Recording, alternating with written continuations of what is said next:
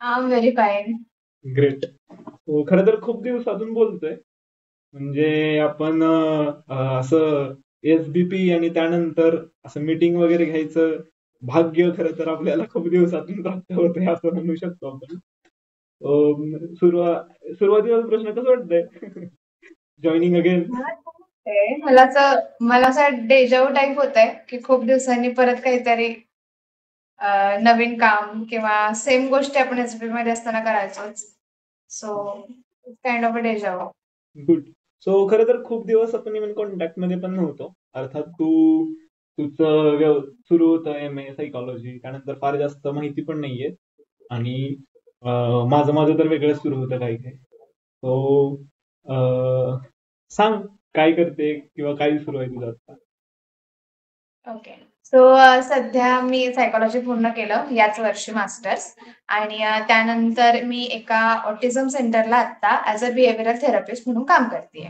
So आमच्या सेंटरमध्ये basically अशी मुलं येतात ज्यांना ADHD, ऑटिझम आणि त्याच्यासोबतच इतर अनेक मेंटल डिसऑर्डर्स आहेत आणि त्यांना त्यांच्या बिहेवियरच्या रिलेटेड काही चॅलेंजेस सध्या फेस करावे लागतात आणि डील करण्यासाठी म्हणून ते थेरपीला येतात.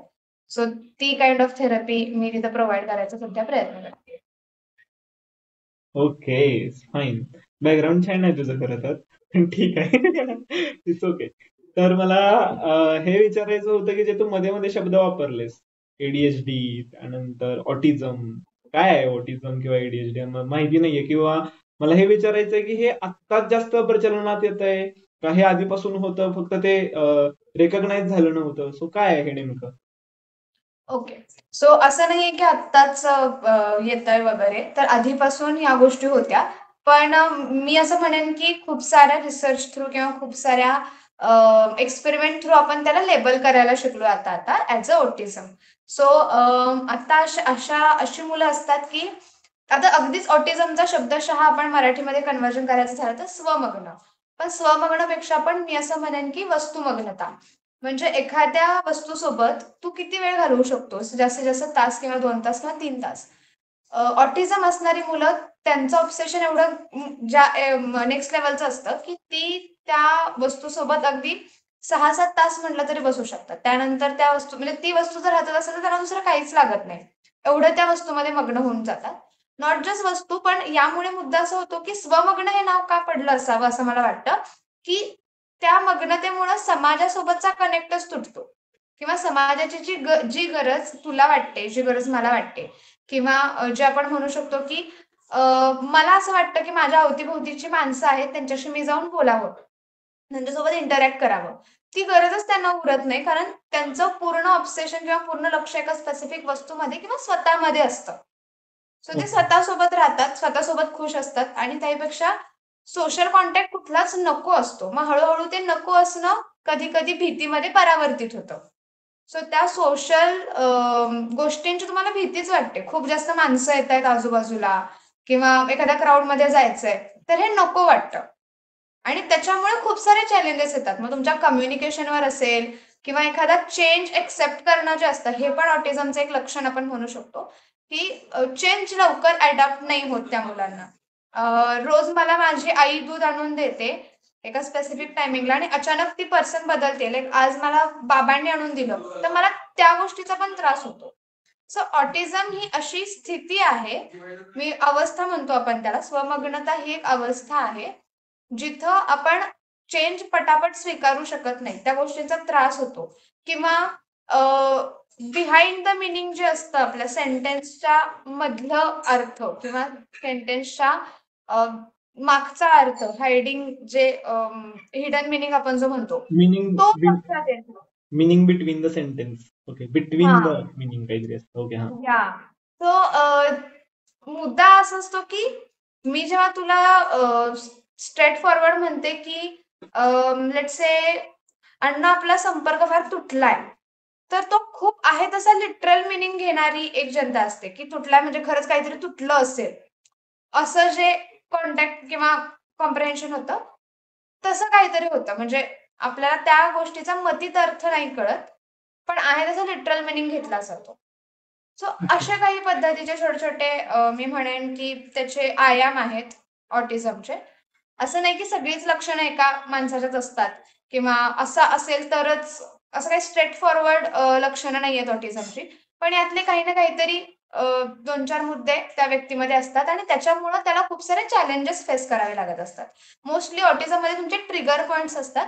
जे ट्रिगर पॉइंट्स जर का तुम्हाला बेसिकली ते ट्रिगर झाले तर तुम्हाला टँट्रममध्ये तुम्ही जाता. मग त्या टँट्रमचे वेज पण खूप असतात. कोणी अचानक अग्रेसिव्ह होतं, कुणी खूप जोरात रडायला लागतं. त्या रडण्याचा तुम्हाला खूप जास्त त्रास होतो. स्क्रीमिंग असतं काही जणांचं टँट्रममध्ये किंवा मी म्हणेन की काही जणांचं हिटिंग पण असतं किंवा काही जण फ्लॉपिंग करतात, की मी जमिनीवर जाऊन पडतोय कुठे, कुठे, कुठे. म्हणजे तुम्हाला त्रास झाल्यानंतर ते एक्सप्रेस करण्याचे हे वे आहेत आणि तो त्रास ह्या लेव्हलचा असतो की तुमचे हे वेज पण खूप एक्स्ट्रीम लेव्हलचे असतात. आणि त्याच्यामुळे मग तुम्हाला त्या त्रास होतोच, पण तुमच्या आजूबाजूच्या लोकांना पण त्या गोष्टीचा बराचसा त्रास होतो. ओके, सो ऑटिझम म्हणशील तर हम्म. स्वमग्नता, हे आपण डिरेक्टली लिटरली मराठीमध्ये ट्रान्सलेशन करू शकतो त्याचं, राईट?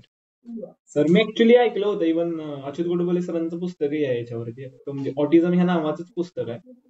तर आणि इव्हन जे सायकोलॉजिस्ट असतात, ज्याला आपण पिडियाट्रिशियन्स म्हणतो ना, जे लहान मुलांचं हा म्हणजे हम्म. तेच सगळं. इव्हन जे चाइल्ड सायकोलॉजिस्ट असतात त्यांना ते फार भारी शब्द वापरतात, तो म्हणजे की स्पेशल चाइल्ड.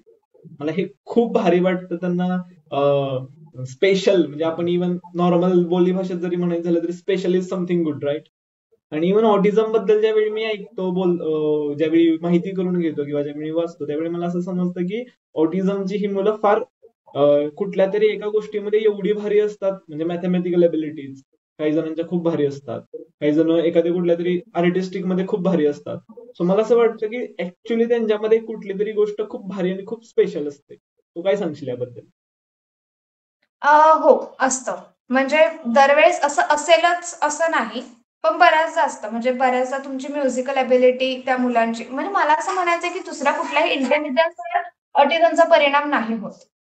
म्हणजे तुमचा म्युझिक इंटेलिजन्स आहे किंवा तुमचं मॅथमॅटिकल इंटेलिजन्स आहे, तर त्या इंटेलिजन्सवर नाही परिणाम होत. आता आमच्या सेंटरला काही बाळं आहेत, जी अशी मांड करतात की मला एका स्पेसिफिक तालच ऐकायचा आहे फोनवरती. की मला हा ताल ऐकव, मला त्रिताल ऐकायचा, मला हा ताल ऐकव, मग मी ही गोष्ट करेन. किंवा काही मुलं आहेत जी खूप सुंदर पियानो वाजवतात किंवा काही मुलं, आता आमच्याच सेंटरला एक असा मुलगा आहे ज्याचं रिक्षाचं ऑब्सेशन इतकं भयंकर आहे की तो रिक्षाचे नंबर त्याला खूप करेक्ट लक्षात राहतात. तर तो आज कुठल्या ऑटोने आलाय, तो त्याचा नंबर आहे तसा सांगू शकतो ओके. पूर्ण. So this is kind of speciality किंवा आम्ही म्हणेन की it is kind of extra ordinary thing. या. पण ती आपण ऍज अ एक्स्ट्रा ऑर्डिनरी म्हणून कन्सिडर नाही करू शकत, कारण काहीतरी खूप रुटीनच्या बेसिक लेवलच्या गोष्टींना ते लोक चॅलेंजेस फेस करतात. हम्म. खरं तर म्हणजे जेवढा माझा फिलॉसॉफीचा थोडासा अभ्यास आहे, त्यावरून असं ऍट द एंड सगळे वाटतात, म्हणजे सगळे म्हणतात की स्वमग्नता किंवा स्वतःमध्ये आत येणं, त्यानंतर इनवर्ड होणं, ह्या गोष्टी किती भारी आहेत, किती छान आहेत. सो काहीच मला वाटतं की उलट तेच नॉर्मल आहेत, आपणच थोडे बिघडलेले आहोत. म्हणजे स्वमग्नता वगैरे ह्या गोष्टी मला असं लिटरली वाटतं. इव्हन मी हे तुला एकदा बोलूनही दाखवलं होतं की अरे हे उलट खरं भारी आहे. म्हणजे ऍट द एंड ज्यांना सेंटरमध्येच जायचंय ना, ज्यांना इनवर्डच व्हायचंय, त्यांच्यासाठी की ते ऑलरेडी त्यांना ते आहेच. मी याला धरून एक खूप छान किस्सा सांगू शकते तुला की एक आई आली, म्हणजे नवीन ऍडमिशन घ्यायचं होतं सेंटरमध्ये आणि एक आई आली आणि ती माझ्या मॅमशी, म्हणजे ज्या आमच्या हेड आहेत त्यांच्याशी बोलत होती. बोलता बोलता ती म्हटली की आम्ही त्याला शाळेत टाकलंय आणि शाळेतून असं आलं की नाही तुमच्या मुलामध्ये काहीतरी प्रॉब्लेम आहे आणि म्हणून मग आम्ही इथं आलोय. तर माझ्या ज्या मॅडम होत्या त्या एकदम तिच्यावर अशा एकदम उखडल्याच की ते म्हणतात प्रॉब्लेम इज इन स्कूल, शाळेत प्रॉब्लेम आहे. आपली गरज म्हणून आपण मुलाला इथं आणतोय की आपल्याला वाटतं त्यानं लोकांशी चार जाऊन बोलावं, आपल्याला वाटतं की त्यानं समाजात मिक्स व्हावं, आपल्याला वाटतं की त्याचे सोशल स्किल्स चांगले असावेत. त्या मुलाला गरज नाहीये सध्या समाजात. तो हम्म. तसाच राहू शकतो, त्याला कोणी येऊन त्याच्याशी बोलावं असं नाही वाटत. सो तुमची गरज आहे म्हणून आपण त्याला थेरपी देतो, त्याची गरज आहे म्हणून थेरपी नाही देत. सो बरोबर. मुलामध्ये प्रॉब्लेम नाहीये, पण आपल्या कन्सेप्ट मध्ये आहे की आपण वेगळ्या गोष्टींना नॉर्मलाइज केलंय आणि आपण त्या गोष्टींना सामावून घेऊ शकत नाही. ही आपली कमी आहे कुठेतरी, आपली कमतरता आहे असं मी म्हणेन. सो सेम गोष्ट जी तू बोललास की ते आहे, आपला अप्रोच जास्त मॅटर करतो. आपण कुठल्या गोष्टी नॉर्मलाइज केल्यात आणि खऱ्या कुठल्या गोष्टी योग्य आहेत ह्या पण खूप मॅटर करतात. ते एक छान स्टोरी आहे. एक गाव असतं ज्यातले सगळेच आंधळे असतात. ओके, कुणाला काहीच दिसत नाही, सगळेच बाय डिफॉल्ट जन्माने आंधळे असतात. ओके, तर एक माणूस तिथं जातो कारण त्याला एक मुलगी आवडते. बरोबर, तर तीही आंधळी असते पण त्याला ती आवडते, पण ह्याला दिसत असतं, जो की बाहेरून आलेला असतो. आणि तो जो सांगत असतो की जग असं आहे, जग तसं आहे, हे इंद्रधनुष्य हे कलर्स आहेत खूप भारी, नदी अशी वाहते वगैरे वगैरे. त्यानंतर हे मला पर्वत इतके सुंदर दिसत आहे, तर ते त्यांना नॉर्मल नाही वाटत. हे म्हणतात हे चुकीचं आहे, हा कुठला तरी वेगळा आहे किंवा हे खोट आहे. मग ऍक्च्युली ऍट द एंड त्या स्टोरीचं असं होतं की अख्खं गाव त्याला चुकीचं समजवतं, कारण नॉर्मल ही गोष्ट त्यांच्या दृष्टीनं न दिसणं ही असते, जी की खरं तर चांगली गोष्ट आहे की दिसणं. बरोबर. सो काहीच मला असंच वाटतं की उलट त्या दृष्टीने बघितलं जावं. मे बी सगळ्यांना जो काय म्हणतो आपण ते स्वमग्नता थोड्या तरी प्रमाणात यावी, उलट शिकून घेता यावी त्या सगळ्या गोष्टींकडून.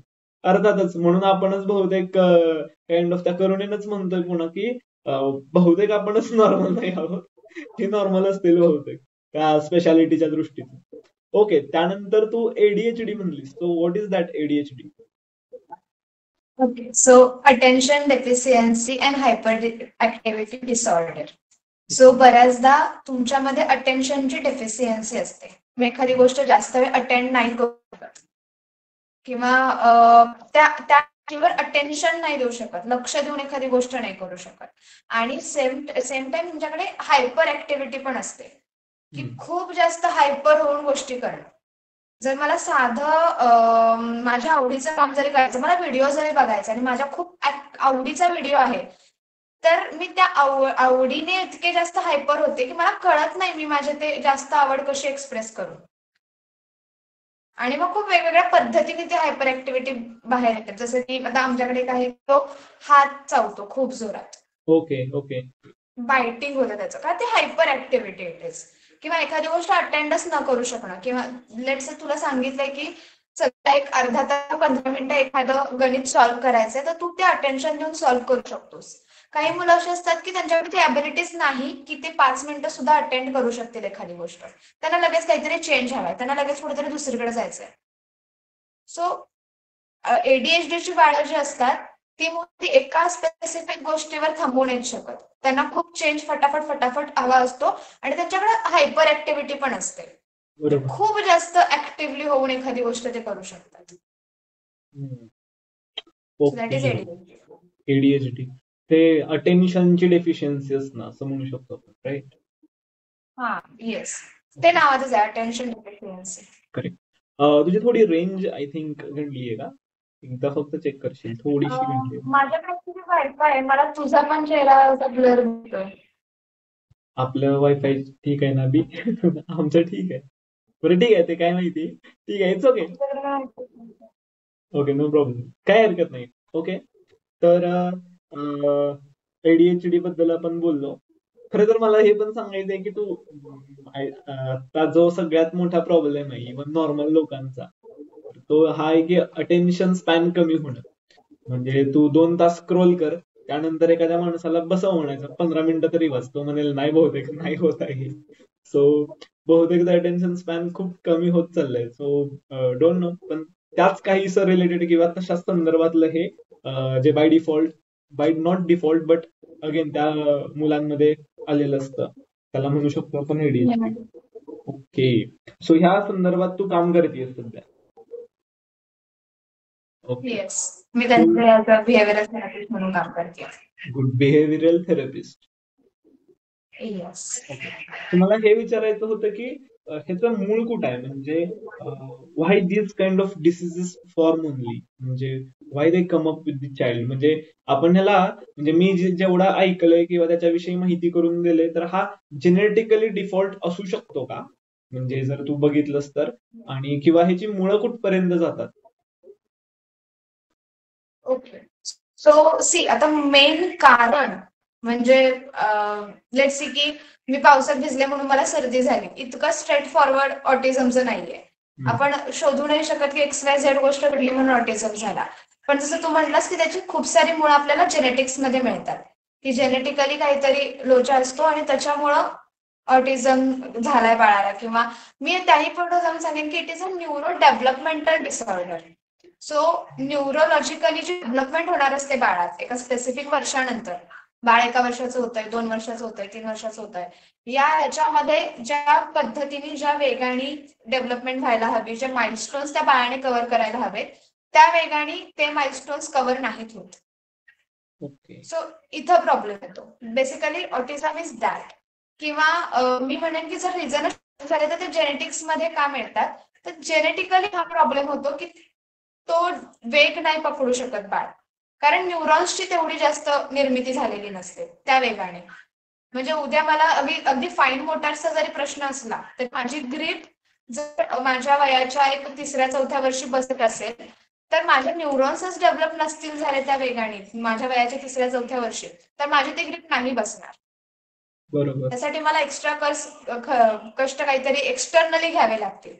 पण जितकं ते आपोआप होतंय नॉर्मल मुलांच्या, तितकं ते ऑटिझम मध्ये किंवा कुठल्याही न्यूरो डेव्हलपमेंटल डिसऑर्डर मध्ये नाही होत आहे. सो हा प्रॉब्लेम असतो. ओके. सो ह्या रिलेटेड गोष्टी आहेत. येस. ओके. सो आपण काल बोलतानाच बघ तू म्हटलीस की जो आता खरं तर महत्वाचं मला समजलं तू काय करतेस सायकोलॉजीशी रिलेटेड, त्यानंतर ADHD ऑटिझम या सेंटरमध्ये बिहेव्हिअरल थेरपिस्ट म्हणून काम करतेस आणि which is actually related to psychology only, आणि स्पेशली म्हणायचं झालं तर चाइल्ड सायकोलॉजी, राईट? तर तू ते आता बघतीयस तिथले पालक, त्यांची मेंटॅलिटी, त्यांचं त्यांच्या मुलांकडे बघणं, त्यांना शिकवणं, त्यानंतर त्यांच्याशी डील करणं, ह्या सगळ्या गोष्टी. आणि इव्हन कालही म्हणलीस तू की हे खूप महत्वाचं आहे सध्या की पालकत्व लेखान गंडत चाललंय किंवा आतापर्यंत गंडत आलंय काइंड ऑफ वेगवेगळ्या अर्थांनी सुद्धा. तर चला त्याविषयी बोलूयात. म्हणजे ऐकायला आवडेल तुझं जे तू काल स्टोरी सांगितलेलीस किंवा तू जे काही ज्या तळमळीने तू म्हटलीस की ओके ते आत्ता मला आत्ता असं वाटतंय की काहीतरी सांगावं त्याविषयीचं किंवा काम करावं अर्जंटली. सो ते काय आहे? ओके. सो ही गोष्ट आहे की जेव्हापासून मी काम करते, मी खूप जवळून एखादी गोष्ट अनुभवत असेल, तर ती ऑटिझम पेक्षा सुद्धा आहे की पेरेंटिंग. म्हणजे we are suppose to talk with the parents. आम्हाला त्यांची एन्झायटी कळत असते की एखादं स्पेशल चाइल्ड आपल्याला असणं, त्याला तुम्हाला आयुष्यभर सांभाळायचं असणं, आणि त्याहीपेक्षा सांभाळायचं म्हणण्यापेक्षा त्याला इंडिपेंडंट करायचं असणं, की उद्या तुम्ही जरी नसलात त्याच्यासोबत तरी त्याचं ते जगू शकेल. सो याच्यामुळे जी येणारी अँशियस स्टेट आहे ती आम्ही रोज बघत असतो. त्याच्या पलीकडे जाऊन या सगळ्यामध्ये होणारा फायनान्शियल इन्व्हेस्टमेंट जी असते, त्याच्यामुळं सुद्धा ज्या गोष्टी त्यांना ऍज अ पेरेंट्स म्हणून कॉम्प्रोमाइज करायच्या आम्ही त्या बघत असतो. आणि त्या पलीकडे जाऊन इतर पालकत्व म्हणजे इतर लोक पालक म्हणून कसे वागतात त्यापेक्षा त्यांना पालक म्हणून किती एक्स्ट्राची रिस्पॉन्सिबिलिटी आहे, त्यामुळे आलेलं सजगपण जे आहे ते जास्त मला प्रकर्षाने जाणवतं. मी सजगपण एवढ्यासाठी म्हणते कारण आपल्याकडं पालक ही स्पेशल गोष्ट मानलीच जात नाही. अरे म्हणजे आपल्याकडे असतं की हा चला मुलं जन्माला घातली की झालं संपलं. त्याच्या आधी पण मला ते त्याच्या आधी मला हे पण सांगायचंय की ते मूल जन्माला येणं सुद्धा हे प्लॅन नसतं. म्हणजे मला पर्सनली हे काइंड ऑफ पिन करून थोडस कॉमेडी वेनं किंवा मे बी हसत खेळत किंवा चिमटे काढत सांगायचंय की बहुतेक 90% भारतीयांची पहिले चाइल्ड ऍटलिस्ट ते तर असे ऍक्सिडेंटल वगैरेच असतात. म्हणजे हे पालकांशी बोलून नाही खरं तर या सगळ्या गोष्टी. पण लिटरली तू जर बघितलंस ना तर ते ऍक्सिडेंटल असतं ना, ते प्लॅन केलेलं असतं.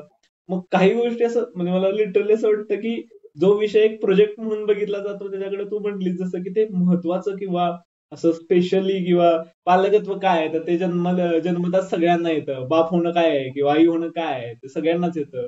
तर नाहीये तसं. हा दिव्या. एक्झॅक्टली जसं तू म्हटलास की उलट मी त्याच्या पुढे जाऊन थोडं फोडून असं म्हणेन की मला जर डॉक्टर व्हायचं तर मी MBBSचा अभ्यास करते, मला सायकोलॉजिस्ट व्हायचं तर मी माझा अभ्यास करते, मला इंजिनियर व्हायचं तर मी इंजिनिअरिंगचा अभ्यास करते. मग मला जर आई व्हायचंय, मला जर बाबा व्हायचंय, तर मी त्याच्यासाठी काय तयारी करते आता? मी जस्ट एक स्पेसिफिक 20 वर्षाची मुलगी असणं आणि माझं लग्न होणं आणि करंटली लगेच मी इमिजिएटली होणं, हे इतकं सोपं आहे का? मला माझ्या आई म्हणून काय बदल केले पाहिजेत? मला माझ्या बाबा म्हणून काय बदल केले पाहिजेत? याचा आपण विचार करतो का? आणि आपल्या पर्सनॅलिटीमध्ये बदल करण्यापेक्षा सुद्धा ही पेरेंटिंगची जी प्रोसेस आहे, ती मी कशी फॉलो करणार आहे? मला माहिती आहे का बाळाला वाढवणं म्हणजे नेमकं काय आहे? आपल्याकडं खूप साधी सोपी व्याख्या केली जाते, की बाळाला खाऊ-पिऊ घालणं, आजारपणात त्याची काळजी घेणं, त्याला योग्य ट्रीटमेंट देणं, मेडिसिन्स देणं किंवा त्याच्याही पलीकडे जाऊन त्याला चांगल्या शाळांमध्ये ऍडमिशन्स घेऊन देणं म्हणजे पालकत्व आहे का? किंवा म्हणजे चांगला पालक होणं आहे का? त्याच्या पलीकडे जाऊन तुमचा त्याच्यासोबतचा बॉन्ड काय आहे? तुम्ही तुमचे रिलेशन त्याच्यासोबत कसे डेव्हलप केलेत? किंवा त्याच्यासाठी म्हणून तुम्ही काही स्पेसिफिक पद्धत वापरताय का त्याला वाढवण्याची?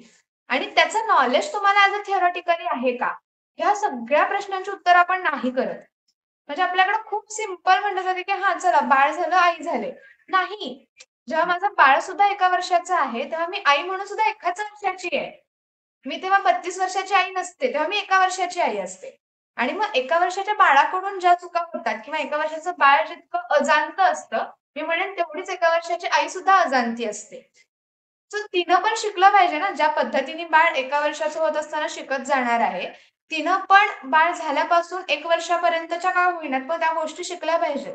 आपल्याकडे त्याच्यावर फोकस नाही केला जात. मग एक खूप छान प्रश्न एकदा एका सेशनमध्ये मॅमनी आमच्या विचारला होता, की मला सांगा तुमची बाळं 3 ते 4 वर्षाची आहेत. तुमच्यापैकी किती आया आहेत जे त्यांच्यासोबत जाऊन खेळतात? तर देअर वॉज नो वन की जी बाई म्हणेन की हा मी माझ्या बाळासोबत अशी खेळते, मी त्याच्यासोबत एवढ्या एवढ्या बडबडगीतं म्हणते, मी त्याच्यासोबत गप्पा गोष्टी करते. नाही. आयांसाठी त्यांची ड्युटी इज त्यांना चांगलं चुंगलं खायला करून घालणं, त्याच्या औषधांचं बघणं, त्याच्या अभ्यासाचं बघणं. अरे पण त्याच्या पलीकडे जाऊन तुझं बाळ जर 3 वर्षाचं आहे आणि खेळणं ही जर का त्याची प्रिमिटिव्ह गोष्ट आहे, प्रिमिटिव्ह नीड आहे, तर ती तू फक्त खेळण्याने भागवणार आहेस का?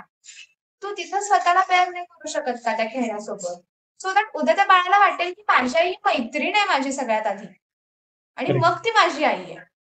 सो आपल्याकडं आई नावाची प्रतिमा ही नेहमी फक्त आई म्हणून का राहते? कारण आई कधी ती भूमिका बदलून मैत्रिणीमध्ये येतच नाही. जी तिनं अगदी लहान वयापासून आलं पाहिजे. वयाच्या 2ऱ्या-3ऱ्या वर्षापासून. मी असं नाही म्हणणार की फक्त टीनेज मधल्याच मुलांना याची गरज आहे. नाही. बाळ जेव्हापासून मोठं होतंय तेव्हापासून त्याला मैत्रिणीची गरज आहे आणि ते आईने झालं पाहिजे. सो त्याच्याही पलीकडे जाऊन मी असं म्हणेन की जे मी मगाशी मुद्दा बोलत होते की सजगता. मला त्या पेरेंट्सकडे बघून जे कळतं तो मुद्दा आहे की सजगता. आता त्यांचे बाळ स्पेशल आहेत, त्यांच्या स्पेशल नीड आहेत म्हणून त्यांनी पेरेंट ट्रेनिंग घेणं किंवा पेरेंटिंग कसं करायला पाहिजे हे शिकणं हे जितकं आपल्याला गरजेचं किंवा नॉर्मल वाटतं, मी म्हणेन तितकंच नॉर्मल किंवा तितकंच गरजेचं आहे ज्यांची बाळं नॉर्मल आहेत त्यांनी सुद्धा पेरेंटिंग शिकणं. कारण हा काही कुठल्या सिलेबसचा किंवा पर्सनॅलिटीचा विषय नाहीये रे. मी काही जन्मतः आई नसते. बरोबर. कुणीही जन्मतः बाप नसतो. तो पर्सनॅलिटीचा भाग नाही, तो स्वभाव गुण नाहीये. ती अशी काहीतरी एक्सटर्नल गोष्ट आहे जी तुम्हाला अडॉप्ट करायची आहे एका स्पेसिफिक वयाची झाल्यानंतर. मग त्यासाठी तुम्ही काय शिकताय? म्हणजे एक गोष्ट आता अशी पण येईल की तुम्हाला कायच एवढं माहितीये, तुम्हाला माहितीये का पोरं जन्माला घालणं म्हणजे काय असतं? तुम्हाला माहितीये का पोरं वाढवणं म्हणजे काय असतं? किती मोठे चॅलेंजेस असतात, किती किती गोष्टी आम्ही फेस करतो. पण मी म्हणेन त्याच्याही पलीकडे जाऊन मला माहिती आहे की खूप चॅलेंजेस असतात, खूप गोष्टी फेस करायच्या असतात. पण ह्या खूप प्रिमेटिव्ह आणि महत्त्वाच्या गोष्टी आहेत ज्या आई म्हणून आणि बाप म्हणून प्रत्येकाने पाळायला हव्यात. सो मला ह्या गोष्टीबद्दल खूप जास्त तळमळ यासाठी वाटतं की पालक होणं हे जितकं अंडर एस्टिमेट करत आलोय आपण, तितकं ते नाही राहिलं पाहिजे. ती जितकी महत्वाची आणि समृद्ध प्रोसेस आहे आणि ओके मग मी असं म्हणेन की जर एखादी प्रोसेस मला आई म्हणून समृद्ध करत असेल, तर पॅरलली ती मला दिव्या म्हणून पण खूप मोठं करतीये. किंवा खूप नव्या गोष्टी माझ्या पर्सनॅलिटीचा आयाम पडत चालल्यात. कुठल्या गोष्टीमुळे? तर फक्त पॅरेंटिंगमुळे. तर मी ती शिकली पाहिजे. मला कळलं पाहिजे की माझ्या बाळाला नेमकं वाढवायचं कसं आहे. आणि मी जसं तुला म्हटलं की खूप चुकीच्या पद्धतीने आपली बाळं वाढत जातात. आणि म्हणून मग त्याचा परिणाम म्हणून ती मोठी झाल्यानंतर खूप चुकीच्या गोष्टी सहज करायला लागतात. आणि मग आपण त्याला वाईट मनोवृत्ती, वाईट प्रवृत्ती म्हणून डावलत जातो किंवा थेट त्याला शिक्षा करत जातो. पण याच्या मुळापर्यंत आपण नाही जात, की ही प्रवृत्ती आली कशी? का आली? कशामुळे आली? याच्या आपण जे म्हणतो ना, की precaution is always better than cure. तर प्रिकॉशन्स म्हणून आपण काय गोष्टी करू शकतो? सो मला असं वाटतं, की एखादी वाईट मनोवृत्ती जर समाजात आता दिसत असेल, लेट्स से रेपिस्ट जर वाढता आहेत, तर याचं मूळ कुठे आहे? याचं प्रिकॉशन मी कशी घेऊ शकते? म्हणजे एखाद्याने एखाद्या चुकीची कृत्य केल्यानंतर त्याला शिक्षा देणं हे एकच उपाय आहे, की याचा प्रिकॉशन म्हणून आपण काहीतरी वेगळ्या गोष्टी पण करू शकतो? सो या सगळ्याचे जेव्हा उत्तर शोधायला लागू तेव्हा कळलं, की या सगळ्याचं मूळ कुठेतरी पॅरेंटिंग मध्ये आहे. सो हे मला खूप महत्वाची गोष्ट वाटते सध्याच्या काळात. खूप बरोबर आहे. म्हणजे मला जर विचारशील तर त्याची गरज केवढी होती. प्रत्येक काळात पॅरेंटिंगची किंवा उत्तम पालकत्वाची गरज आहे. आणि ते मूल वाढवणं म्हणजे एक प्रोजेक्ट आहे खरं तर तो. प्रोजेक्ट म्हणून बघितलं पाहिजे, कारण ऍक्च्युली तो प्रोजेक्ट आहे लिटरली.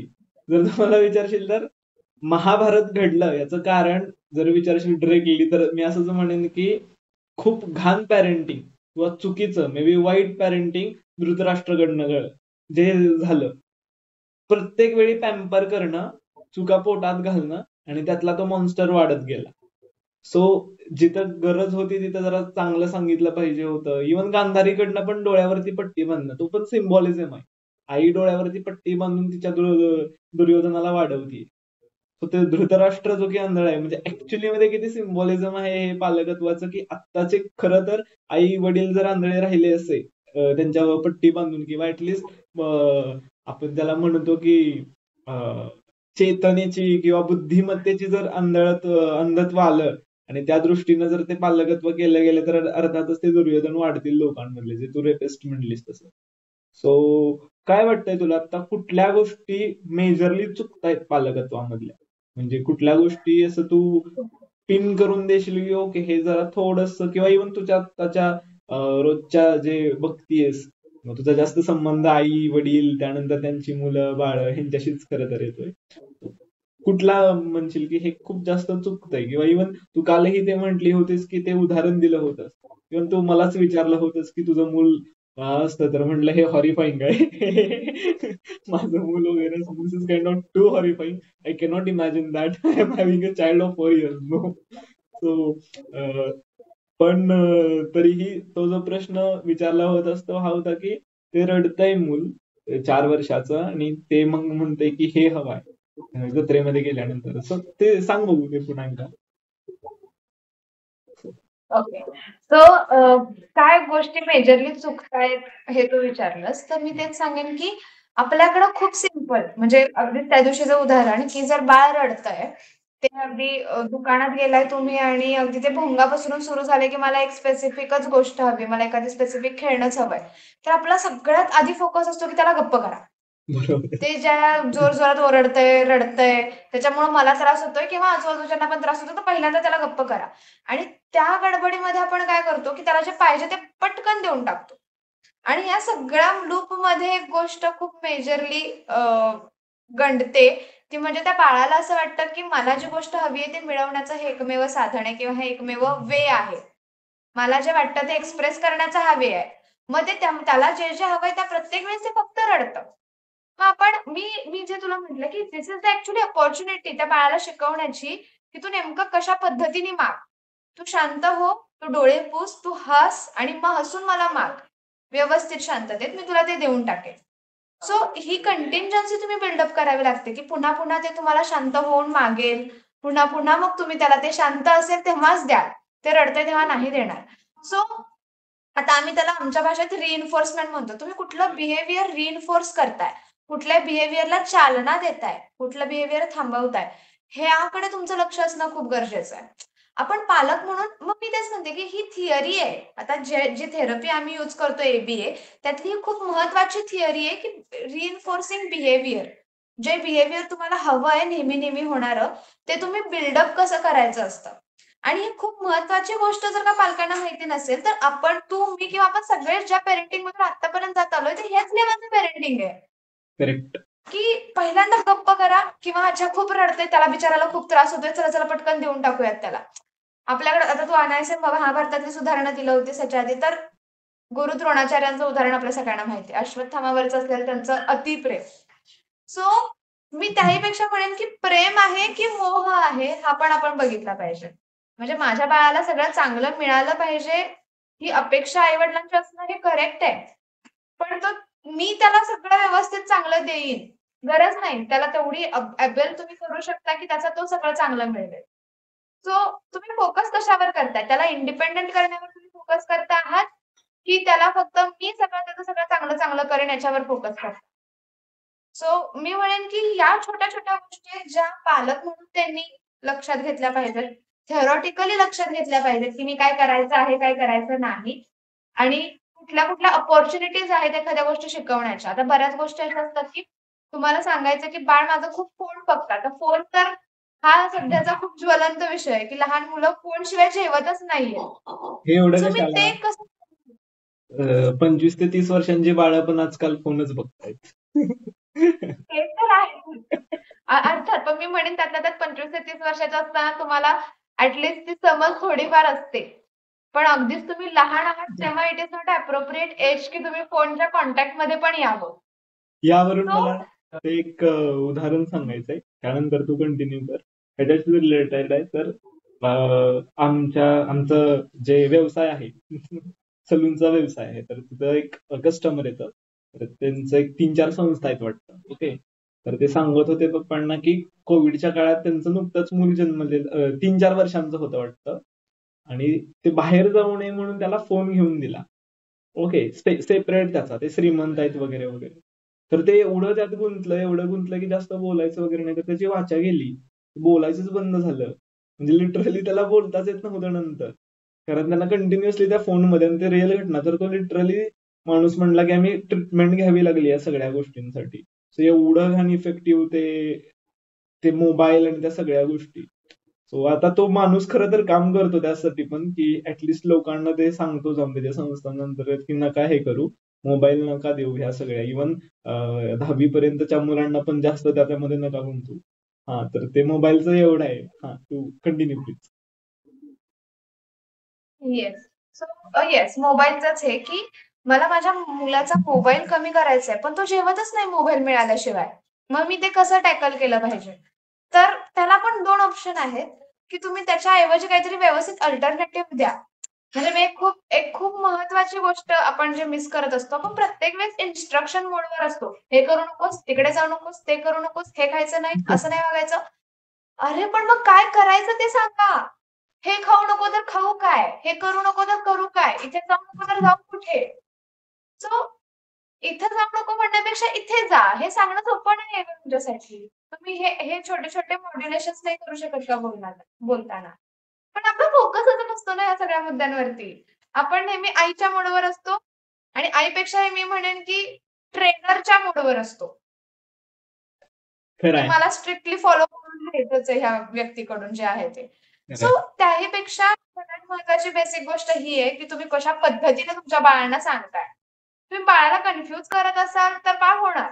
मग ते करणार टँट्रम, मग ते रडारडी करणार. तर त्याच्याऐवजी तुम्ही त्याला प्रॉपर एक्झॅक्टली वे सांगा, की नेमकं कर काय? इथे जाऊ नकोस, इथं इथं गेलास तर पडशील, इथं जाऊ नकोस. हे तुम्ही अवर्जिव्ह बनवून का ठेवता? की तू गेलास तर पडणार आहेस म्हणून जायचं नाही. त्यापेक्षा इकडे गेलास तर हे चांगलं होईल, हे सांगा ना त्याला. म्हणजे रिस्ट्रिक्ट करताना सुद्धा आपण किती भीती मनामध्ये त्याच्या टाकत असतो, की नाही पडायचं नाहीये आपल्याला. सगळंच आपण करतो. अरे का? म्हणजे अल्टिमेटली तुम्ही पडणं चुकीचं आहे हे पण सांगता ना. पण धडपडणे इज ऑलवेज करेक्ट. त्यांनी धडपडलं पाहिजे. लाईफ इज नॉट अबाउट न पडणं. तुम्ही 17 वेळा पडणार आहात, 17 वेळा उठायचंय. पण ही भीती घालण्यात नाही अर्थ काही. सो खूप छोट्या-छोट्या गोष्टींमधून आपण त्या भीती आपल्या बाळांमध्ये टाकत असतो, ज्या आपण थांबवल्या पाहिजेत सगळ्यात महत्त्वाचं. आणि जसं मी सांगितलं, की काय करायचं ते सांगा. आपल्या सगळ्या वाक्यांमध्ये पॉझिटिव्हिटी असली पाहिजे. माझ्याकडे हे मी देऊ शकत नाही, यापेक्षा मी तुला हे परत देईन. हे सांगणं किती ईझी आहे. किंवा हे मागू नकोस, हे मागण्यापेक्षा तू हे मागतोस का? मी तुला हे लगेच देते. हे सांगणं किती ईझी आहे किंवा हे किती चांगलं आहे. तर या पद्धतीने केलं पाहिजे. सगळ्यात महत्त्वाची गोष्ट जी तू म्हटलीस, की पॅरेंटिंगमध्ये काही चुकत असेल तर हे खूप जास्त चुकतं. आणि त्याच्या पलीकडे जाऊन माझ्या बाळाला फोन न देणं ही गोष्ट मी कशी हँडल करू शकते? तर त्याच्यासोबत त्याला एक कंडिशन टाका, की तू जर आज 2चा पाढा म्हणून पाठ केलास, तर तुला एवढा वेळ फोन मिळणार आहे. सो जर एखाद्या गोष्टीचं ऑब्सेशन आहे, तर ते तुम्ही यूज करायला शिका. आणि मग हळू-हळू 2 गोष्टी होतात. एकतर पाढा-पाठ करायला लागतोय म्हणून पोरगं फोन बघायचं सोडतं. नाहीतर फोन बघायचा म्हणून पाढा-पाठ होतो. सो बरोबर. बेसिकली एखादी चांगली गोष्ट त्याला करायला सांगा, जी त्याच्या हळूहळू वाढत जाईल. आणि अल्टिमेटली जेव्हा तुम्ही अशा कन्सिस्टंटली गोष्टी करत राहणार आहात, की तू एक चांगली गोष्ट केली तर तुला 5 मिनिटं फोन, तू 2 चांगल्या गोष्टी केल्या तर 10 मिनिटं फोन. असं करत करत जेव्हा तुम्ही जाल, तेव्हा त्या बाळाला कळत जातं, की चांगली गोष्ट नेमकी काय आहे. सो त्याचा इम्पॉर्टन्स आपोआप फोनवरून त्याच्या कृतीवर येतो. आणि त्याचा फोकस हा असा शिफ्ट होतो. सो तुम्हाला मी जे म्हणले ना, की parenting is a theory, it is a syllabus, whole syllabus. जो तुम्हाला चॅप्टर बाय चॅप्टर शिकायचा आहे. पण आपण we are not just paying attention to it, की आपल्याला घेणं देणंच नाही या गोष्टींशी. पोरं त्यांची त्यांची वाढतायत, आम्ही आमचं काम करतो. आम्ही त्यांना हवा तो पैसा देतो, हवा त्या शाळेत टाकतो, हव्या त्या गोष्टी मागेल त्यावेळीच देतो. So this is not a parenting exactly. Actually ते भारतातली तर ऍटलिस्ट भारतातली तर मुलं म्हणूयात की झाडांसारखी वाढतात. त्यांना फक्त सूर्यप्रकाश वगैरे पुरवलं जातं, ते लिटरली फक्त वाढत असतात. तू ते मगाशी म्हटलीस ना की करू नको हे सांगितलं जाणं. म्हणजे आपण खूपदा म्हटलं की एखाद्या लहान बाळ आहे तर त्याला म्हटलं ना की इथं विस्तवाय जाऊ नको, तर बहुतेक ती क्युरिओसिटी अजून निर्माण होते त्याची. आणि किंबहुना तेच केलं जातं बहुतेक. बरं, त्या गोष्टींची क्युरिओसिटी कशाला तरी निर्माण करत आहे. म्हणजे जी गोष्ट नॉर्मल म्हणून कन्सिडर केली जाऊ शकत होती, ती जर स्पेशल म्हणून कन्सिडर केली तर ऍक्च्युअली मध्ये इन द लॉंग टर्म त्या गोष्टीची तो मनुष्य कधी सहज होऊ शकणार नाहीये. राईट. सेम कधी होतं की फक्त मुलींची शाळा आणि फक्त मुलांची शाळा. जर बघितलंच ना तर ते त्या मुलींच्या शाळेतली मुली त्या मुलांकडं फक्त असं they are from other planet वगैरे असं समजलं जातं. ते म्हणजे फार सहज होऊ शकत नाही, उलट क्युरिओसिटी जास्त वाढते. तशाच पद्धतीने हे जर व्यवस्थितरित्या समजावून दिलं, सांगितलं की हे का करू नको आणि काय कर, म्हणजे करू नको हे सांगणं पण मला वाटतं की ठीक आहे, बट पहिल्यांदा ते का नको किंवा एक्सप्लेन करणं पण मला वाटतं फार गरजेचं आहे की हे इथं करू नको आणि हे कर छानपैकी. कारण जर नाही करू नको म्हटलं तर आपला हात रिकामा असेल तर तो कुठेतरी जाणारच. मग चाकू द्या नाहीतर पुस्तक द्या ऍटलिस्ट, बरोबर. चाकू घेऊ नको हे म्हटल्यानंतर पुस्तक देणं ही जबाबदारी असते, बरोबर. नाहीतर चाकू नाही घेतला तर तो पुढे जाऊन मग विळा पकडणार मोठा, नाहीतर मग कुऱ्हाड पकडेल. सो अल्टिमेटली ते पूर्ण करणं, म्हणजे जे रितं केलंय गोष्ट ते तुम्ही कुठनं तरी भरणं हे पण जास्त गरजेचं असतं, बरोबर. आणि जर मोह आणि म्हटलीस ना प्रेम, तर त्यात एवढाच मला फरक जाणवतो की मोह सगळं चांगलं द्यायचा प्रयत्न करत आणि प्रेम योग्य द्यायचा प्रयत्न करतं. म्हणजे प्रेम योग्यच म्हणू शकतो. हेच मला फार सिम्पल डेफिनेशन आहे की हे माझं आहे, सगळ्या सुखसुविधा वगैरे छान छान दिलं पाहिजे. प्रेम म्हणतं की योग्य दिलं पाहिजे. ही तर कितीही छान वाटत असली तरी ते द्यायचं नाहीये. योग्य वेळी आणि योग्य द्यायचंय गोष्टी. करेक्ट. सो ह्या गोष्टी मेजरली चुकतायत.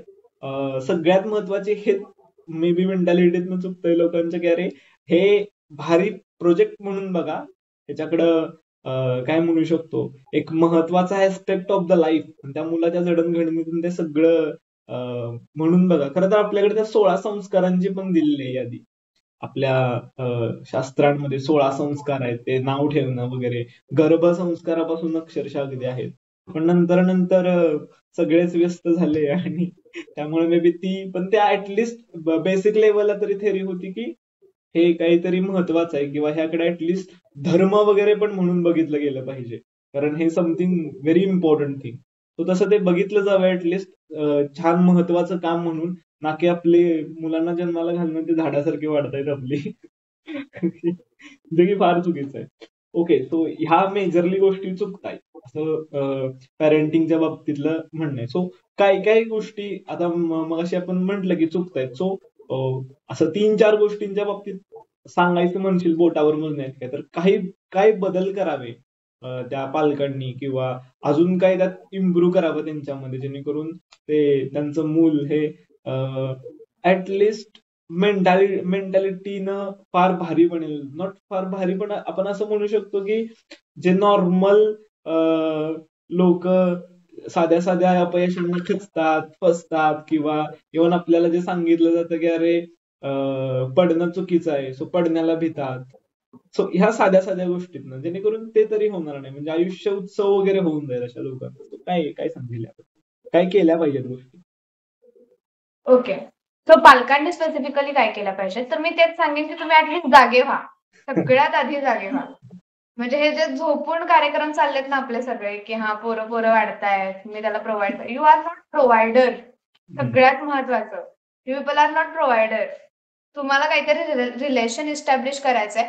अरे सगळ्यात छान गोष्ट म्हणजे मी रिसेंटली माझ्या आईशी या मुद्द्यावर बोलले आणि मी तिला विचारलं की तुझ्या 21शीत असताना तुला बाळ होतं आणि मी जेव्हा माझ्या 22शीत आहे तर मी नाही ती रिस्पॉन्सिबिलिटी घेऊ शकत, नेव्हर. म्हणजे बरोबर. मी इमॅजिनच नाही करू शकत आहे. मग तू कसं हँडल केलंस हे सगळं? तुला कसं कळलं? तुला आई किंवा पालक कसं व्हायचं हे तुला कसं कळलं? इन जनरल पालकांना कसं कळतं की पालक कसं व्हायचं असतं? तर तिचं खूप साधं उत्तर होतं की मी बघून शिकले. मी शेजारची बाई बघायचे, ती तिच्या मुलीशी कशी वागते बघायचे. मी ती बाई वेगवेगळे पदार्थ करून तिच्या बाळांना खायला घालतीये हे बघायचे. मग मला कळलं की अरे मला पण वेगवेगळे पदार्थ आले पाहिजेत, जे माझ्या बाळांना आवडतील. किंवा एखादी बाई आहे जी तिच्या पोरीला सोडायला शाळेत जायची. मग मला कळलं की अरे शाळेत सोडायला जायचं असतं किंवा पालक मिटिंगा करायच्या असतात. सो ह्या सगळ्या गोष्टी ज्या आपण बघून शिकण्यावर फोकस ठेवतो ना, to be honest modelling is not a way of parenting. Good good. म्हणजे दुसऱ्यांचं बघून शिकणं हे पेरेंटिंग नाही असू शकत. ते कॉपिंग होतं. तुम्ही कॉपी करताय. पण तुमचं बाळ दुसऱ्या बाळासारखं आहे का? तर सगळ्यात महत्वाची गोष्ट की जी पालकांनी केली पाहिजे, की सगळ्यात महत्वाचं तुमच्या बाळाला जाणून घ्या. ते आहे कसं नेमकं? त्याच्या गरजा काय आहेत? त्याला काय आवडतंय, काय नाही आवडत आहे? आणि त्यानुसार स्वतःला त्याच्यासमोर प्रेझेंट करा. म्हणजे इट इज काइंड ऑफ की तुम्ही स्वतःला ओळख करून देताय बाळासोबत. बाळाचा बॉन्ड आईसोबत असतो का? तर असतो. लहानपणापासून डे 1 पासून ती बाई त्याच्यासोबत आहे. सो तो बॉन्ड किंवा मी तर म्हणेन ती नाळच जोडलेली असते. त्याला काही स्पेशली करावं नाही लागत. पण त्याच्या पलीकडे जाऊन फक्त ते नॅचरल रिलेशन ठेवण्यापेक्षा त्याच्या वरती मी काय बिल्डअप करतेय का? त्याला मी एक पर्सन म्हणून, एक व्यक्तिमत्व म्हणून मी कितपत आवडेन, याच्यावर आपण फोकस नाही करत. मी जसं म्हटलं की आपण खेळतच नाही आहोत मुलांशी. मला नाही आठवत माझी आई माझ्याशी खेळली आहे. किंवा आत्ता सुद्धा जर का नॉर्मल प्रश्न विचारला ना की तुम्ही किती लोक आहेत जी तुमच्या बाळांसोबत खेळता, वेळच नाही अरे लोकांना. एकतर दोघंही वर्किंग असतात, मुलाला द्यायला म्हणून वेळ नाहीये. मुलाचा मोस्ट ऑफ द टाइम सगळा प्ले ग्रुप मध्ये किंवा पाळणा घरात जातो. त्याच्यासाठी लावलेल्या मावशी सोबत जातो. तर त्या मावशी सोबत छान बॉन्ड होतो अरे आईपेक्षा त्याचा. सो आई आणि दाई यातला फरक आपण किती जाणवून देतोय बाळाला याच्यावरती फोकस केला पाहिजे. की आई ही आई आहे, दाई ही दाई आहे. तर मी म्हणेन की एका अल्टिमेट वेनी दाई प्रोव्हायडर असू शकते फक्त. आई फक्त प्रोव्हायडर असू नाही शकत. आईने त्याच्यावरती काहीतरी रिलेशन बिल्ड केलं पाहिजे. सो त्याच्यासाठी मी म्हणेन की तुमची सगळी जी एनर्जी आहे ती तिथे कुठेतरी लावूयात. दुसरी गोष्ट अशी की मी जसं म्हणते पेरेंटिंग ही शिकण्याची गोष्ट आहे, तर शिकण्यासाठी तयार राहा. मला काय नवीन गोष्टी करायच्या आहेत त्यासाठी तेवढी अडॅप्टिबिलिटी स्वतःजवळ ठेवा, की मला काही गोष्टी माझ्यातल्या बदलाव्या लागणार आहेत माझ्या बाळासाठी, तर मी त्या बदलेन. मला माझ्या आणि मी तर म्हणेन दिस इज खूप चांगली अपॉर्च्युनिटी. मला माझ्या बालपणात परत जाण्याची संधी आहे कुठेतरी. मी आज म्हटलं की मला लपाछपी खेळायचे, येणार आहेत का माझ्या मैत्रिणी लपाछपी खेळायला? पण मी माझ्या बाळासोबत खेळू शकते.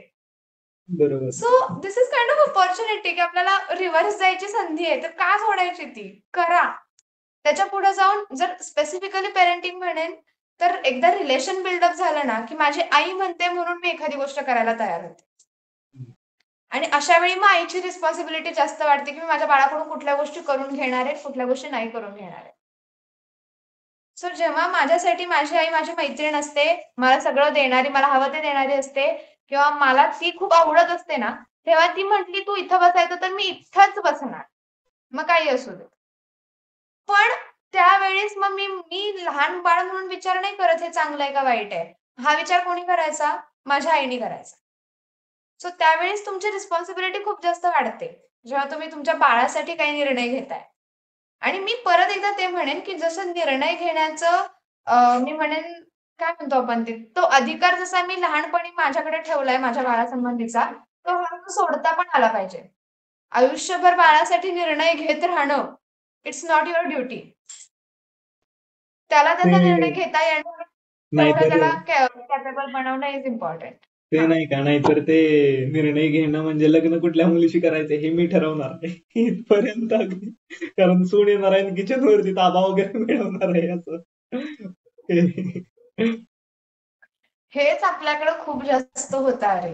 नेहमीच आहे.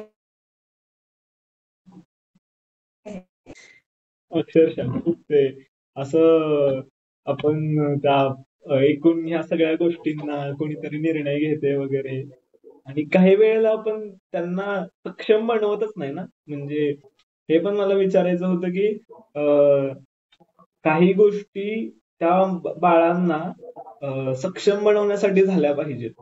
म्हणजे आपण बनवतोय खूप जास्त सोयी-सुविधा देण्यापासून ते त्यांचे निर्णय आपणच घेण्यापर्यंत जवळ-जवळ सगळं त्यांच्यासाठी करून देतोय. सो त्यांची ती मेंटल कपॅसिटी, त्यानंतर निर्णय, त्यानंतर जो स्ट्रगल म्हणतो ना, की आयुष्यातल्या एखाद्या घाण गोष्टींना आपण फेस करून त्यातनं बाहेर येणं. हे पण जर फार भारी करता आलं तर ते कसं टिकणार आहे ना आता जो की ह्या आत्ताच्या जगात. जे की मला असं पर्सनली वाटतं जे की माझं वाक्य असतं म्हणजे माझ्या माझ्या पर्सनल गोष्टींसाठी पण मी हे शेअर करतो की आता जगातला सगळेच जण मेंटल आहेत.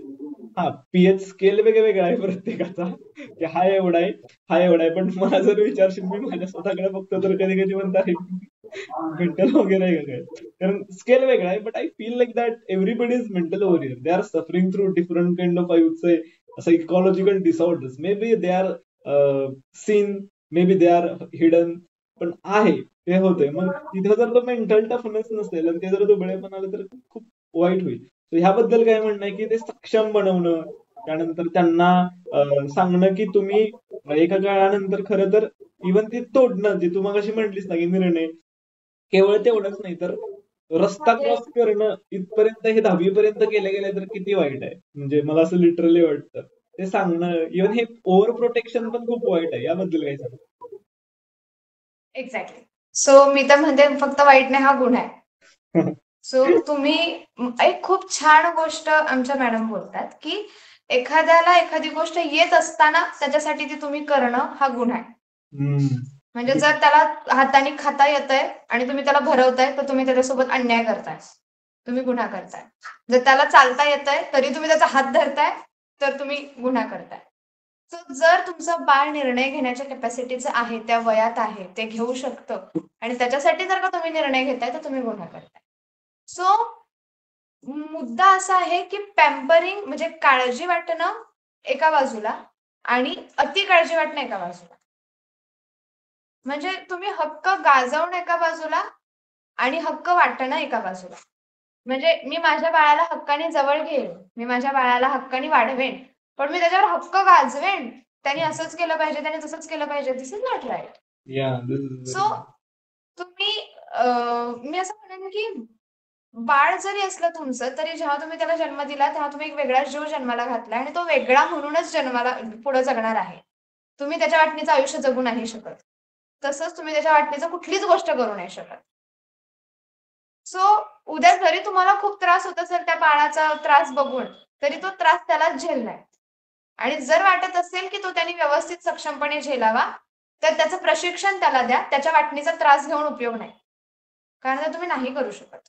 म्हणजे खूप आपल्याकडे ना ह्या गोष्टी सगळ्या गोष्टींना खूप भावनिक टच दिलेला असतो आणि मग म्हणून कधी कधी आपण इमोशनल फुल होऊन जातो. मी असं म्हणेन होतं असं की आईला वाटतं की यार माझ्या बाळाला खूप ताप आलाय ताप आलाय ताप आलाय, देवा एक वेळ तो ताप मला येऊ देत पण त्याला यायला नको. अरे कधी अँटीबॉडीज तयार होणार बाळाच्या, त्याच्या बॉडीला कधी कळणार की ताप आल्यानंतर कसं लढायचं असतं, तापातून पुढं नीट कसं व्हायचं असतं. जर प्रत्येक वेळी ताप घेत राहिली तर कसं चालेल. उलट ताप येऊन त्यानं तो झेलला ना तर त्याची बॉडी त्याला अँटी बॉडीज तयार करते जसं की आपण कोविडमध्ये गेलं करेक्ट अँटीबॉडीज तयार करते म्हणजे थोड्याशा प्रमाणात तो कोविडच टाकतात म्हणजे जी पहिली वॅक्सिन आलेली कावपॉक्सची तर थोडासा तो कावपॉक्स टाकला गेला म्हणजे कावपॉक्स वरून तो आलेला नंतर चिकन पॉक्स वगैरे जी पॉक्सची ऍक्च्युअली जी वॅक्सिन आली तर त्याचं हेच होते की आज त्या बॉडीज टाकणं थोड्या प्रमाणात जेणेकरून त्या अँटीबॉडीज तयार होईल आणि तुमची बॉडी ऑटोमॅटिकली इम्युन होईल. तसंच काहीसं मनाच्या बाबतीत मेंटल टफनेसच्या बाबतीत केलं गेलं पाहिजे. म्हणजे थोडासा उलट मी तर म्हणेन की तू म्हणतेस ना करायला न येणं म्हणजे गुन्हा आहे वगैरे ते तर ग्रेटच आहे पण मी तर म्हणेन थोडासा त्रास उलट द्या. थोडस जरा हे करा जरा थोडस त्याला होऊ द्या. म्हणजे हे जग असं त्यानंतर त्यातल्या गोष्टी किती टफनेसला सामोरं जावं लागणार ह्याचा अंदाज आणि ते थोडस सक्षम बनवा द्या थोडासा त्रास असं मला वाटतं. त्रास म्हणत अरे मी रिसेंटली एक किस्सा सांगते की सेम एक बाळ आहे आणि त्याला सेंटरमधून घरी जाताना सेंटरमधली एक शिप हवी होती सोबत. त्याला ते हम्म. घेऊनच जायचं होतं. आणि मी त्याला सांगितलं होतं की नाही घेऊन जाऊ शकत, सोडून देतो हे शिप तिथे. त्याने खूप रडला, खूप धक्का घातला म्हणजे. आणि त्या गोष्टीचा त्याला स्वतःला इतका त्रास झाला की तो बघून मला त्रास होत होता. दो मी त्याची आई नाहीये, मी त्याची थेरपिस्ट आहे. पण स्टील मला असं वाटतं की अरे बिचारा रडला, अरे यार, अरे यार. म्हणजे मला खूप वाईट वाटलं त्या गोष्टीचं.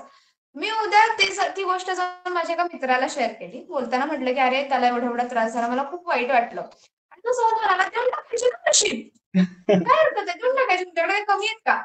ओके. अरे पण आमच्याकडे कमी आहे, प्रॉब्लेम नाहीये. त्याला ती नाही म्हटल्यानंतर नाही हे कळलं पाहिजे, हा प्रॉब्लेम आहे. त्याने एवढा दंगा नाही घातला पाहिजे, एवढं रडणं नाही केलं पाहिजे नाही म्हटल्यानंतर. आणि मला हे त्याला शिकवायचंय की मी जेव्हा एखादी गोष्ट नाही म्हणते तेव्हा त्याचा अर्थ नाही होतो. तो ऍक्सेप्टन्स त्याच्यामध्ये मला जर द्यायचा असेल, तर मी आधी खूप साऱ्या गोष्टींना नाही म्हटलं पाहिजे. दरवेळेस फक्त अरे नाही त्याला त्रास होतोय, त्याला त्रास होतोय म्हणून जर का मी त्याला प्रत्येक गोष्टींसाठी हो म्हणत असेल, आणि हा चला शिप म्हणजे काय फार मोठी गोष्ट नाही, चला देऊन टाकूयात ना, असं म्हणून जर का देत असेल, तर तो शिकणार कधी? की काही बरोबर. गोष्टी माझ्या मनाविरुद्ध होणार आहेत आयुष्यात आणि त्या मला एक्सेप्ट करायच्या आहेत. मग हे जर लहानपणापासूनच नाही शिकवलं गेलं ना, की मग अशीच मुलं मोठी झाल्यानंतर गर्लफ्रेंडनी नाही म्हटलं म्हणून मग नस कापायच्या धमक्या देतात. कारण ओके. acceptance च नाहीये.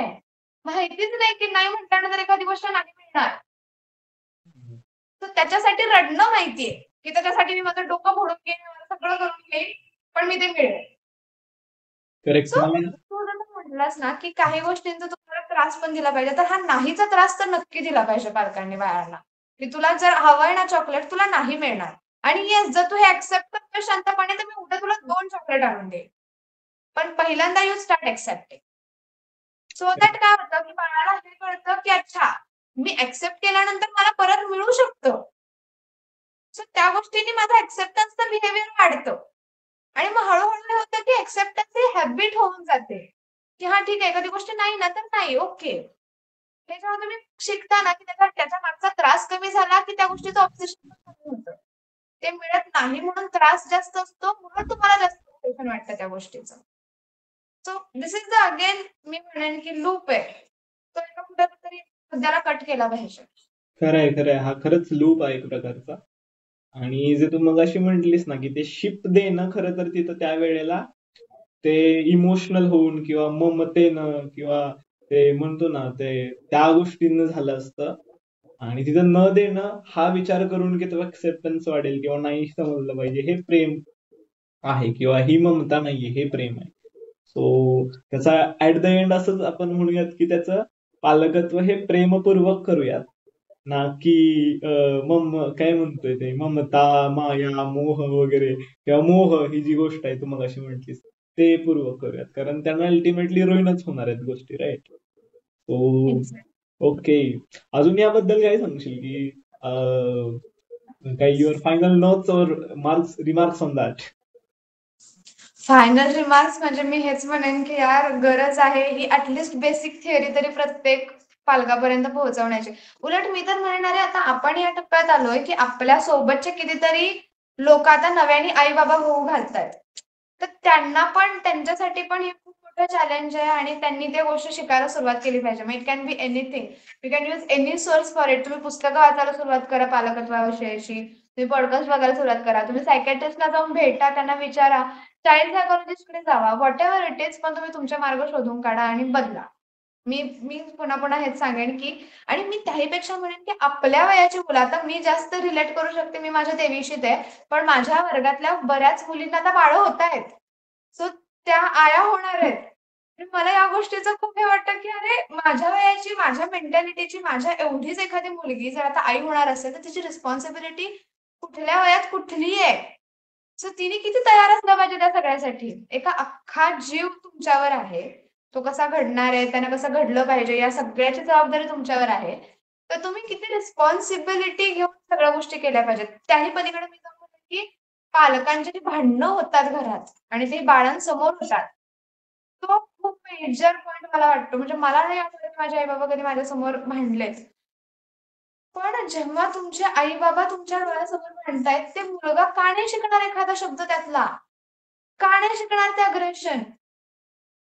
ऑब्व्हियसली. आणि लहान मुलं मॉडेलिंग करतात. बरोबर. किती फास्ट मॉडेलिंग करतात. तुम्ही एखादी गोष्ट त्याला करून दाखवा, दुसऱ्या दिवशीपासून ते फॉलो करणं सुरू होतं. सो जेव्हा त्यांच्यापर्यंत तुम्ही खूप चांगले एक्झाम्पल्स इस्टॅब्लिश नाही करत आहात वागण्याचे, तोपर्यंत त्या मार्गावरून ते नाहीच चालणार. सो त्यासाठी you have to be first, की जे तुम्ही सगळं व्यवस्थित कराल आणि तुम्ही सगळ्यात पहिल्यांदा चांगले असाल, सो दॅट तुमची बाळं पुढे जाऊन तुमच्याकडे बघून चांगलं होतील. So it's a very big responsibility. मी म्हणेन की त्याला रिस्पॉन्सिबिलिटी म्हणून घ्या आणि बी रिस्पॉन्सिबल फॉर इट. सगळ्यात महत्वाचं.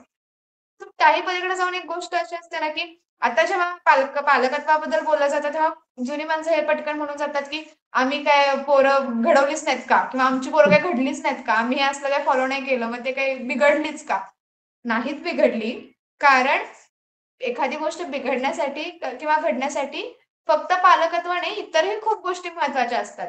तुमच्या बाळांना चांगले शिक्षक मिळाले, चांगल्या शाळा मिळाल्या, चांगले पियर्स मिळाले, मित्र चांगले मिळाले, पुस्तकं चांगली मिळाली, ती पुस्तकं वाचायला शिकली, किंवा समाज चांगला मिळाला, मुलं चांगली घडली त्यांच्या पुढे जाऊन. पण हे प्रत्येकाच्या नशिबात नाही येणार आहे. मी म्हणेन की एखाद्या तू जसं म्हटलास ना, की चांगलं माणूस होण्यासाठी जे कॅपेबल होणं असतं, ते होत असताना जर का खूप काही चॅलेंजेस येणार असतील, तर चांगल्या पेरेंटिंगमुळे ते 100चे 50 होतील ते चॅलेंजेस. सो दॅट तुम्ही खूप पटकन चांगला माणूस बनू शकता. तुम्ही पटकन स्वतःला मॅनेज करू शकता.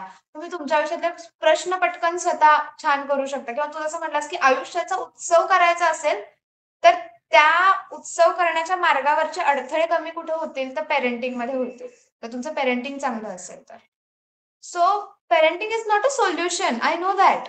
पण it's a kind of precaution, जे आपण प्रत्येकाने घेतली पाहिजे.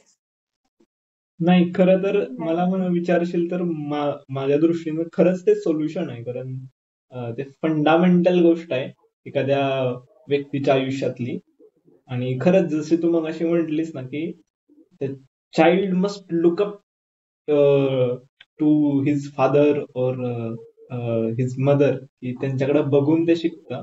आणि ते खरंच शिकतं ते, बरं का. सगळं इमिट करत असतं, कॉपी करत असतं. इव्हन भाषा शिकणं किंवा काहीही शिकणं, ते फक्त कॉपी करत असतं सगळ्या गोष्टी. सो तुम्ही काय कॉपी करताय किंवा सॉरी काय पेस्ट करताय त्यांच्या मनामध्ये हे नक्की बघा. कारण त्यानंतर पुढे जाऊन अशी येणार आहे AI वगैरे ना, की तुम्हीच शिकवलं होतं हे, आमचं काही नाहीये. राईट. सो कधीतरी आमच्या पप्पांना, आम्ही एकदा पप्पा मम्मींना त्या दिवशी बसलेलो, मी तेजा आणि वगैरे आमचं असंच चाललेलं खेचायचं. तर बोलता बोलता म्हटलं की "होय, काय कॉन्ट्रीब्युशन तुमचं आमच्या ह्याच्यात पालकत्व वगैरे, आम्ही शाळा चांगली मिळाली तिथं कंटिन्युअसली होतो वगैरे", लिटरली हे असं आमचं बोलणं झालं. त्याचं कारण होतं की ऍडोलसन्स नावाची एक web series, web documentary kind of web series आहे ती, जी की ब्रिटिश प्राईम मिनिस्टरनं त्यांच्या पूर्ण सगळ्या देशातल्या शाळांमध्ये दाखवायला सांगितलेली. तूही बघ नंतर. तर त्यात तो मेजर मुद्दा मला हाच वाटतो की पालकत्वाचा. आणि तिथूनच खरं तर ते कुटुंब, आणि कुटुंब, the family is nothing but the fundamental unit of any society और perhaps the whole country, right. तर तीच झालं नाही तर मग ते राष्ट्र, त्यातली माणसं, तो देश वगैरे हे फार फार पुढचं आहे. ते कधी घडणार, कसं होणार? सो आधी ते एक छोटस युनिट सुंदर करूयात, भारी करूयात. त्यानंतर मग बाकीच्या गोष्टी, समाज वगैरे इकडे जाऊयात. सो खरंच गरजेचं आहे, तिथून सुरुवात केली पाहिजे. आणि मला खरंच वाटतं म्हणजे लोकांनी देश वगैरे बदलायच्या गोष्टी बोलण्याआधी, करण्याआधी काइंड ऑफ इकडं जरा खरं तर लक्ष द्या. कारण त्या बहुतेक पालकत्वात त्याचं ते फंडामेंटलिझम लपलेलं आहे आणि तिथून ती सुरुवात होऊ शकते छान, राईट. खरं. Yes. Very. So on this note आपण हे आजचं आपलं डिस्कशन इथं थांबवूयात. पण छान वाटलं मला खूप, काइंड ऑफ महिन्यातनं असं बोलून आपण मीटिंग केली खरं तर. आणि मला पण त्याच्यात मजा आली. yes, I really enjoyed this. आणि hope so those who will listen, they will also enjoy this discussion. Perhaps it's not enjoy, तर at least ते छान वाटेल की ओके काहीतरी सुरू आहे यांचं चांगल्यापैकी चांगल्या विषयावरती. आणि भेटत राहू, आपण बोलत राहू. कारण हा विषय केवळ इथं थांबणार नाही. इव्हन एक एक आयाम त्यातली घेऊ आपण पुढे जाऊन. म्हणजे पालकत्वात काही चुका आहेत हे 1 तास बोलू कंटिन्युअसली. त्यानंतर आपण आत्ताचा फक्त स्केलेटन आपण दिलंय, सांगाडा फक्त त्या लोकांना दिलाय की असं असं अनुक्रमणिका दिलीये. त्यातला प्रत्येक चॅप्टर नंतर ओपन करू आपण खरं तर. पण एकूणच मला विचारशील तर I really enjoy. Hope so the same thing is there from you, right? या तुझ्याकडून. मला मजा आली. सो खूप दिवसातून. बाकी भेटत राहू, बोलत राहू, Yes. आणि सगळ्यात महत्वाचं हे सांगत राहू. जे तू मगाशी म्हटलीस ना की तुझ्या बोलण्यात की तुमची कुठं मुलं आहेत किंवा तुम्ही कशाला सांगताय वगैरे वगैरे. बट ऍटलिस्ट आम्हाला माहिती आहेत की ह्या गोष्टी आम्ही वाचल्यात, अभ्यासल्यात. तू सायकोलॉजी अभ्यासली, सो ते ते एक व्यक्तीपासूनच सुरुवात होतं, राईट? ते मानून अगदी. त्या सगळ्या गोष्टी. सो चाइल्ड सायकोलॉजी तू अभ्यासलीस, ती माहिती करून घेतलीस. सो ती सांगणं, आणि शहाणा तोच असतो जो दुसऱ्याच्या अनुभवावरून शिकतो. त्याला माहित आहे त्याच्यावरून. कशाला तुमचं चाइल्ड रुईन करायचंय आणि त्यानंतर तुम्हाला शिकायचंय. सो ज्यांचं झालंय किंवा ज्यांच्या केस स्टडीज उपलब्ध आहेत ते शिकून आम्ही सांगतोय, तर let's let's learn that and let's implement that into the life, and let's create an impact into the society, and first of all into your child, into your parenting, and then into society, and ultimately it will suddenly create an impact to the nation at the end, right? Yes, sure. या, so छान वाटलं. तुला काही सांगायचं शेवटी? नाही.